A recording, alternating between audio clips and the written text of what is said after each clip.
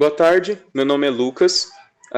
Nós estamos com o grupo 5, Passatempos do Tempo Passado e Presente, e a gente vai falar sobre alguns passatempos, alguns quebra-cabeças, alguns enigmas que tiveram em torno da evolução humana. A maioria desses exercícios, a maioria desses passatempos, eles podem ser solucionados usando a lógica, usando alguma fórmula matemática, usando alguma parte da matemática que a gente tem hoje. O contexto histórico que vai ser usado nessa apresentação, ele vai variar desde o Egito Antigo até os tempos atuais. Porque existem alguns passatempos, alguns quebra-cabeças que a gente usa até hoje, nas aulas, usa na escola, e as pessoas usam como uma forma de conhecimento em geral, como uma forma de trivia ou como uma forma de exercitar o cérebro em si. Eu agora vou passar a bola para a Brenda, que vai fazer a nossa primeira apresentação, o nosso primeiro jogo.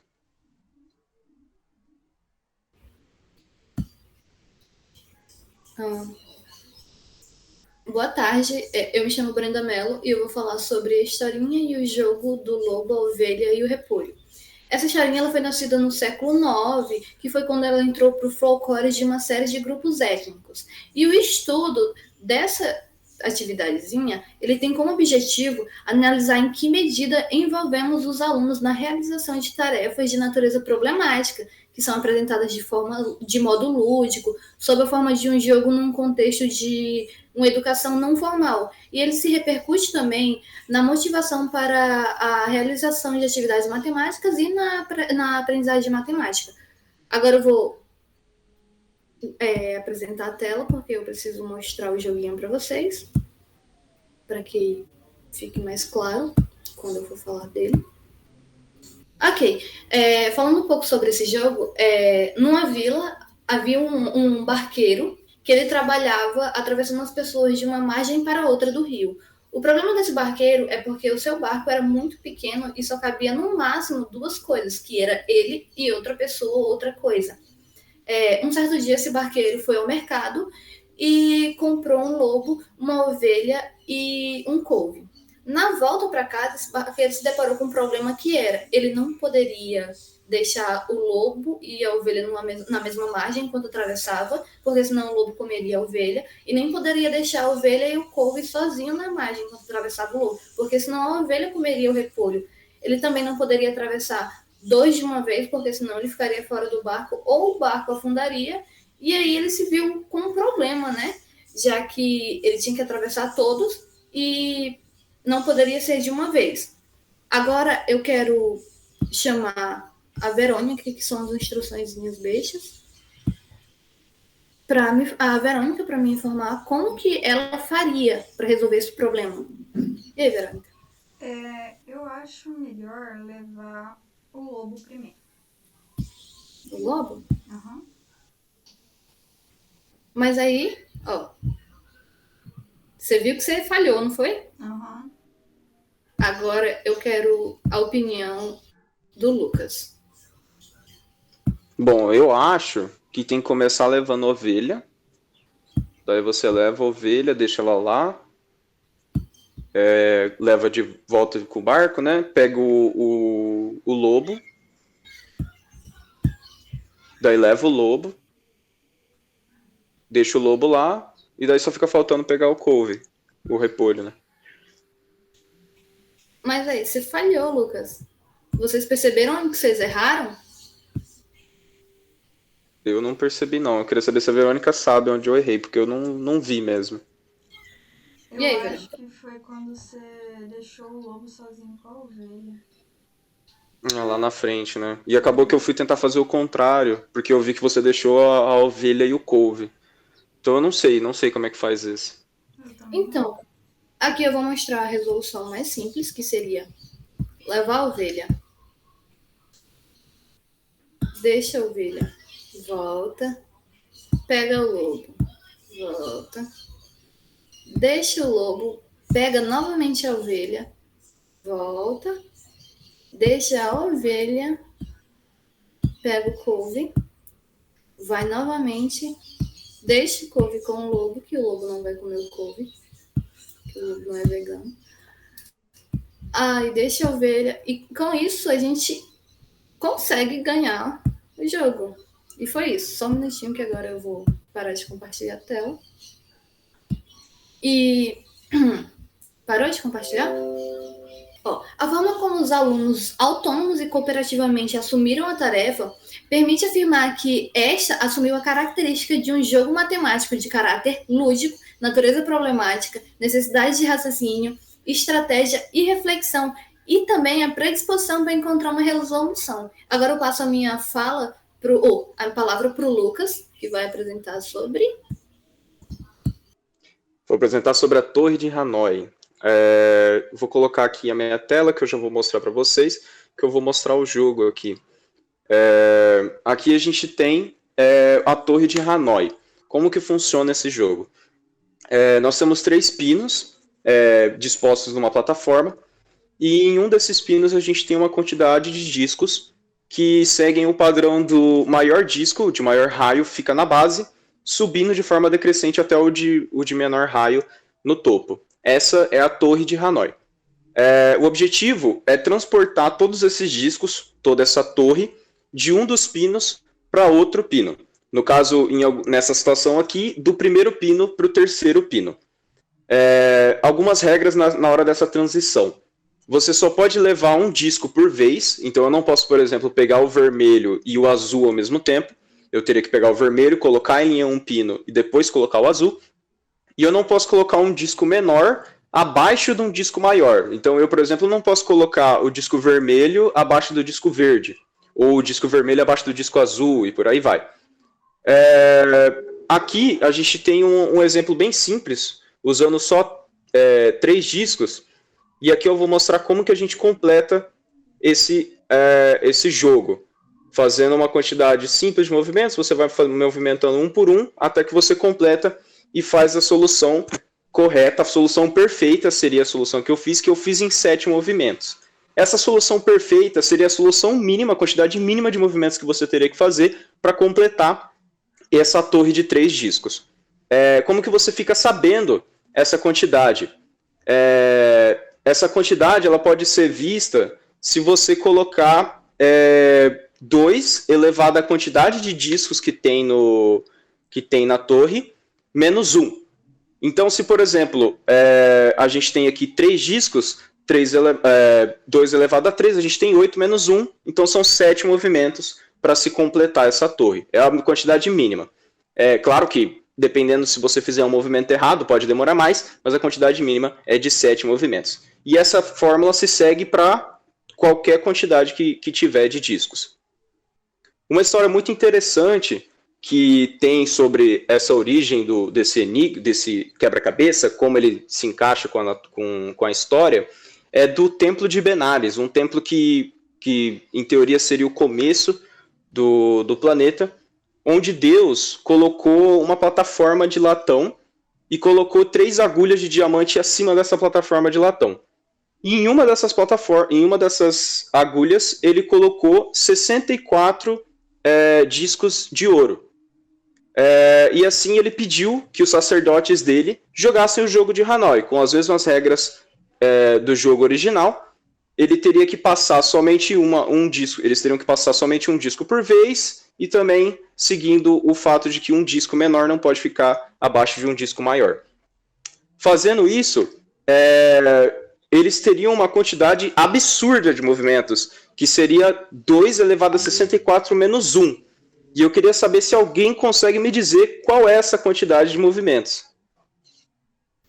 Então, segundo meus cálculos aqui, se eu não estiver equivocada, claro, deu 18 quintilhões, 446, 4 744 trilhões, 73 bilhões, 709 milhões, 551.615. Precisamente, Brenda, isso aí mesmo. Seriam tudo isso de movimentos para que ele pudesse fazer, na quantidade mínima de movimentos, toda a transição da Torre de Hanoi. E essa seria a história da Torre de Brahma. Esse é o nome da nossa torre, a Torre de Brahma.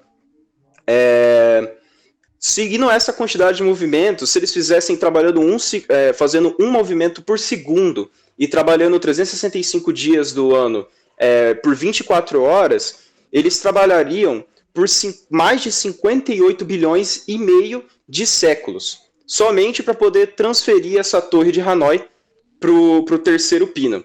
E daí a lenda diz que quando esse momento acontecer, quando esses séculos se passarem, o mundo vai se acabar e vai tudo virar pó. Mas como é um tempo muito grande, muito provavelmente a gente nem vai estar vivo nessa época, então não é algo de se preocupar. Agora eu passo a voz para a Verônica, que vai fazer a apresentação do jogo dela, e eu vou finalizar aqui a gravação.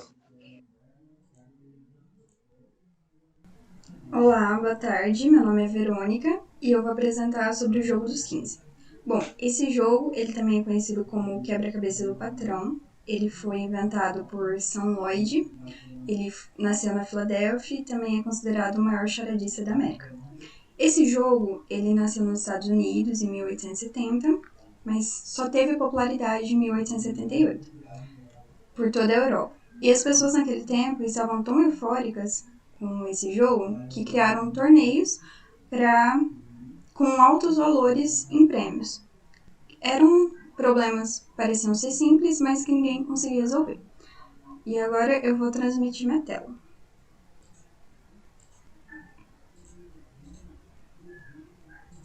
Então, esse jogo ele é um quadrado, pode ser de madeira ou de metal fino, que possui blocos numerados de 1 a 15, com espaço para 16, mas não tem bloco 16 para a gente conseguir movimentar as peças. Bom, antigamente se jogava dessa forma, organizado, em ordem crescente, de 1 a 15, e depois tentava organizar dessa maneira, ou qualquer outra. Só que hoje em dia a gente joga ele todo embaralhado e tenta organizar dessa forma, em ordem crescente. Também tem em figuras, tem vários jeitos, mas esse é o mais comum, com números. Bom, inicialmente, achava-se que o número de posições possíveis era de quase 21 trilhões. Foi através da permutação que eles chegaram nesse número, que é o fatorial de 16. Só que, através dessa desordem, descobriu que só metade desses números eram possíveis. E isso explica porque naquela época as pessoas não conseguiam ganhar os prêmios, porque era impossível deixar de uma determinada posição. E agora a gente vai ver se é possível ou não cada posição. Bom, nessa posição aqui, a gente vai contar as desordens. Se as desordens for par, então essa posição aqui não é possível de deixar dessa maneira. Agora, se for ímpar, é impossível deixar dessa maneira. Tá. Agora eu vou explicar como que a gente vai contar essas desordens. O 2, ele vem antes do 1. Como ele vem antes do 1, então a gente conta como uma desordem. O 1 e o 4 tá certo, o 1 é menor do que o 4. Agora o 4 ele é menor que o 3, então tem outra desordem aqui. E isso sucessivamente. O 6 vem antes do 5, temos outra desordem. O 5 e o 8 tá certo. O 8 e o 7 tem outra desordem. O 10 também vem antes do 9, e o 12 vem antes do 11. O 13, o 14 e o 15 está organizado certo. Contando, a gente tem 6 desordens. Como 6 é um número par, então é possível a gente organizar dessa maneira. É possível deixar desse jeito. Agora, nesse segundo caso, a gente tem 21 desordens. Então, não é possível a gente deixar dessa maneira, porque 21 é um número ímpar. Então, essa posição é impossível da gente deixar. Isso explica o problema mais famoso que foi inventado por Sam Lloyd, que é você deixar organizado de forma crescente de 1 até 13, e o 14, o 15 vai no lugar do 14. Então, como o 15 é maior do que o 14, a gente tem uma desordem. Nesse caso, como é um número ímpar, então não era possível deixar naquela posição. Então, naquele tempo, ele não sabia disso, mas como ele tinha prática, ele sabia que não era possível ninguém ganhar o prêmio. Por isso que os valores eram altos. E agora eu vou jogar como a gente joga hoje em dia. Então, a gente tem tudo embaralhado. E vamos tentar deixar em ordem crescente, de 1 a 15.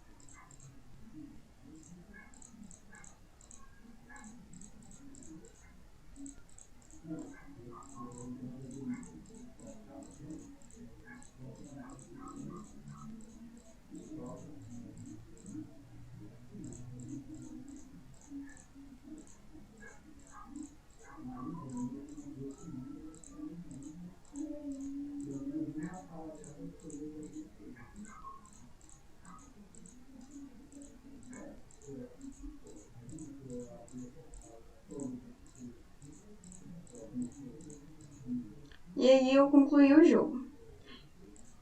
E essa foi a minha apresentação. E agora eu passo a palavra para Heloíse.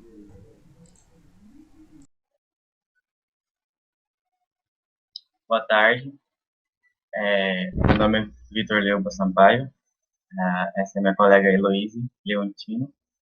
Vamos apresentar o trabalho sobre passatempos dos tempos passados e presentes. A história do jarro e o quadrado mágico. Luiz, agora com você. Boa tarde, gente. Eu vou explicar a história do jarro. Ele se iniciou através de Simon Poisson. Por diversas vezes ele tentou ser advogado, cirurgião, porém nenhuma deu certo. Em uma certa viagem, ele estava tentando se descobrir e foi dado um problema para ele, o problema do jarro. E sendo assim, ele sentiu que sua vocação era matemática e se tornou um dos maiores matemáticos do século XIX. O problema do jarro: quantidade e valores iguais. No jarro A temos 8 litros de, que ele suporta 8 litros. No B temos um jarro de 3 litros e no C temos jarro de 5 litros. Dois amigos que tinham um jarro com 8 medidas, o outro de 5 e o outro de 3 de vinho, desejam dividir igualmente a bebida. O diagrama mostra como vamos dividir o vinho em duas porções de 4 medidas cada uma. O problema do jarro: quantidade de valores iguais. Enche o balde 3 até a boca com o balde 1. O balde A ele tem capacidade de 8 litros e o balde C tem capacidade de 3 litros, ficando assim o balde A com 5 litros e o balde C com 3 litros. Despeje o conteúdo do balde C no balde B. O balde C tem a capacidade de 3 litros, que a gente acabou de encher, e o B tem a capacidade de 5 litros, ficando assim o balde B com 3 litros e o balde C com 0 litros. Encha novamente o balde C com a água do balde A. O balde A estava com 5 litros, agora ele vai ficar com 12 litros, porque vai encher o balde C, que tem a capacidade de 3 litros.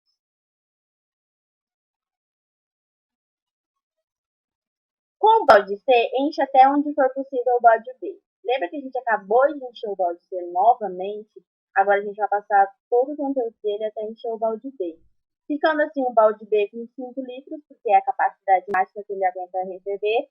E o balde C fica com 1 litro, porque ele não conseguiu passar 3 litros para o balde B, porque o balde B já estava com 4 litros. Agora despeje o conteúdo do B no balde A. O balde B ficando assim com 0 litros, porque vai despejar todo o conteúdo no balde A, ficando com 7 litros. Agora você tem 2 litros no balde A, 5 litros no balde B e 1 litro no balde C. Despeja a água do balde C no balde B. Balde C passando totalmente o conteúdo dele para o balde B. E agora a gente tem o balde A com 7 litros e o balde B com 1 litro. Porque o único litro que sobrou do balde C foi 1 litro que ele restou. Preencha o conteúdo do galão C com a água do balde A. O balde A passando totalmente o conteúdo dele para o balde C. Ficando assim o balde C com 3 litros e o balde A com 4 litros. Finalmente, despeje 3 litros do balde C no balde B. A gente acabou de encher o balde C com o conteúdo do balde A, ficando assim, passando todo o conteúdo do balde C para o balde B, ficando assim, o B com 4 litros e o C com 0 litros. Pronto, agora você tem 4 litros tanto no A quanto no B. No balde B ficamos com 4 litros e no balde A ficamos com 4 litros. Assim sendo, a gente conseguiu dividir a quantidade iguais para os dois amigos. Por quê? Porque o balde B suporta 5 litros e o balde A suporta 8 litros. Ou seja, ficando assim, ele fica com 4 litros cada, dividido de uma forma igual. Dividir com a forma correta. Se temos 3 jarros e um não suporta a capacidade de litros, deveremos dividir e devemos depois logo descartá-lo. Por que a gente descartou o jarro 3? Porque ele não suporta a medida 4 litros. Ou seja, daria uma medida ímpar. E ímpar não tem como dividir 2 por 4. Então ele tem uma divisão igual para os dois. Ficando assim, sobra 2 jarros.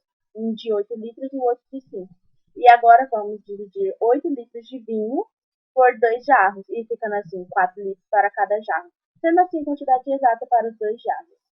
E assim eu encerro com a divisão com a quantidade correta para os dois. Obrigado. Quadrado mágico. Quadrado mágico consiste na disposição de inteiros em um quadrado de tal forma que, quando somados por filas, diagonais ou colunas, dão sempre o mesmo resultado. Ou seja, de qualquer forma que você somar os números dentro do quadrado, vai dar sempre o mesmo resultado. Na linha superior, na parte de cima, da esquerda para a direita, 8 mais 3 é igual a 11, mais 4 é igual a 15. Na coluna esquerda, 8 mais 1 igual a 9, mais 6 é igual a 15. Na diagonal, de baixo para cima, da esquerda para a direita, 6 mais 5 é igual a 11, mais 4 é igual a 15. Sua origem. Sua origem ainda não é conhecida, mas há registros de sua existência em épocas anteriores à nossa era, na China e na Índia. O quadrado de 9 casas, ou seja, o quadrado 3x3, é encontrado pela primeira vez no manuscrito árabe, no fim do século XVIII, e atribuído a Apolônio de Tiana. Apolônio de Tiana foi um filósofo grego e ele também gostava de matemática, gostava muito de resolver esses tipos de charada. No caso, foi o do quadrado mágico.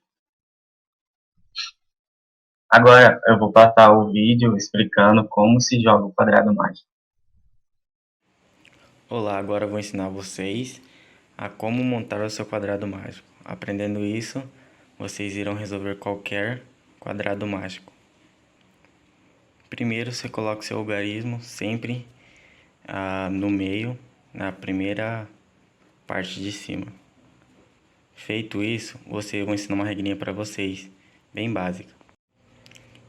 Então, feito aquele passo anterior, vocês vão fazer esse macete. Colocou o primeiro, vocês sobem e depois vão para a direita. Subindo aqui, vai sair aqui embaixo, nesse quadrado, certo? É igual o Pac-Man, quem já jogou Pac-Man sabe. Foi pra cima, saiu aqui, manda pra direita, vai sair nesse quadradinho, certo? Beleza. Tá aí o 2 enfiado aí. Joga pra cima novamente, direita. Beleza, o 2 tá aqui, foi enfiado ele aqui. De novo, novamente. Pra cima, pra direita. Saiu aqui. Tá com o 3 aqui.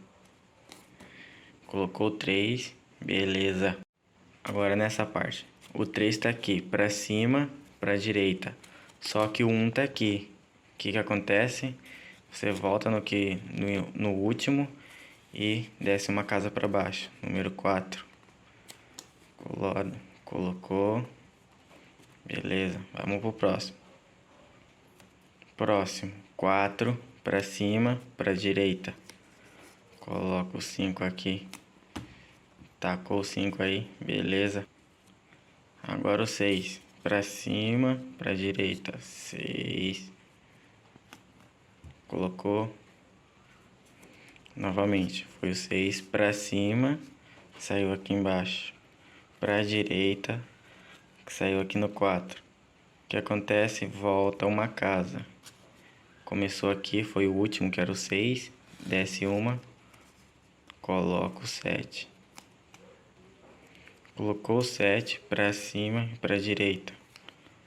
8. Tá colocado 8. Próximo 9. Para cima. Vai sair aqui para direita. Coloca o 9. Aí. Colocou.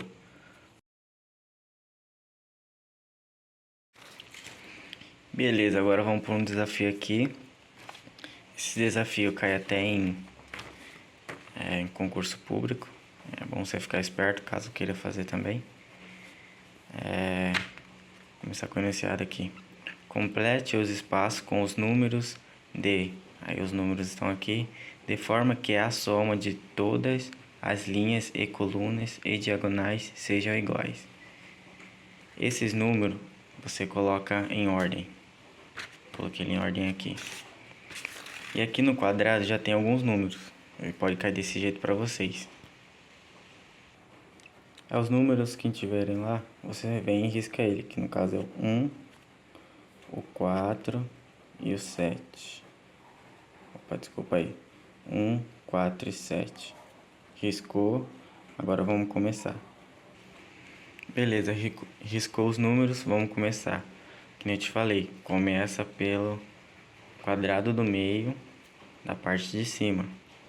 Aí vamos ver o número aqui, primeiro número 0, coloca o 0 lá. Beleza, tacou o 0 para cima, vai sair aqui. Saiu aqui embaixo, lateral, 1 já tá no lugar.